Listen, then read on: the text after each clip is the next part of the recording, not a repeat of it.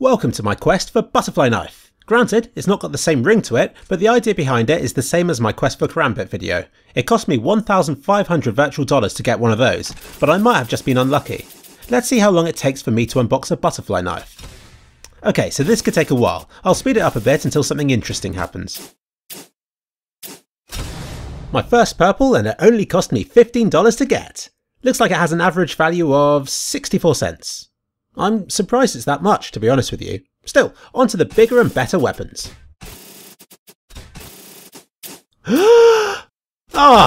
Just my luck. Remember that in theory there's double the chance of a rare item landing either side of the one you get, so you shouldn't be too surprised when this happens once in a while. And now for some uber 48x speed footage, since I seem to go through a rather dry load of cases.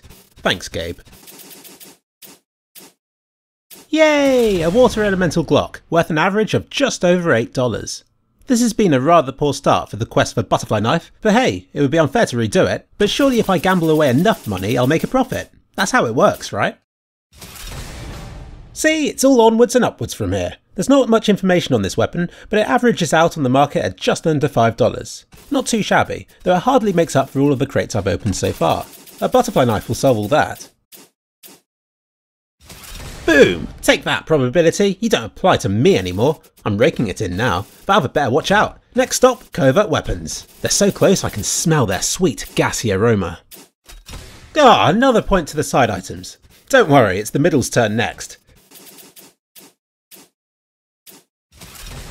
Okay, not a covert, but there's nothing wrong with a classified stat track, worth an average of just under $25.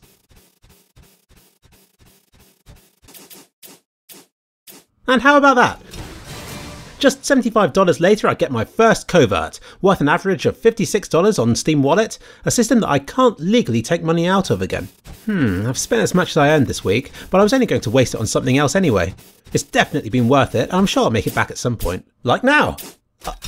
Almost. It's because I didn't knock on the table 4 times before clicking roll that time. I should have listened to that gypsy woman. I wonder why everybody who shows themselves getting knives on YouTube is so lucky. I bet they don't have to unbox hundreds of crates to get them. Yes! I know, I'm going to upload the unboxing of this one crate onto YouTube so it looks as though I'm as lucky as everybody else. This one's worth just under $16, so not as good as the other one, but at least it looks nice. Anyway, some nice 64x speed here to get through the stupidest, most unfair bad luck that I've ever had. Just look at all that money. Not to mention the cost of the crates in the first place.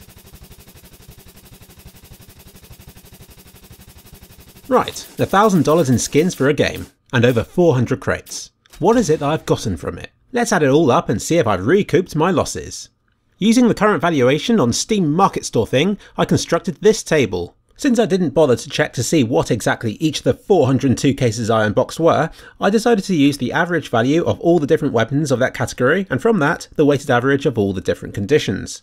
This means that the actual value could have been higher, but, as always, could also have been lower. Not that you'd be in that section, since you'd definitely be lucky if you did this challenge. Using these values, I calculated the value of the 402 weapons to be $414. Not bad, until I consider that I could have got the same thing from the marketplace and saved myself almost $587. For that, I could have gone out and got myself 3 butterfly knives as well. But hey, where's the fun in that?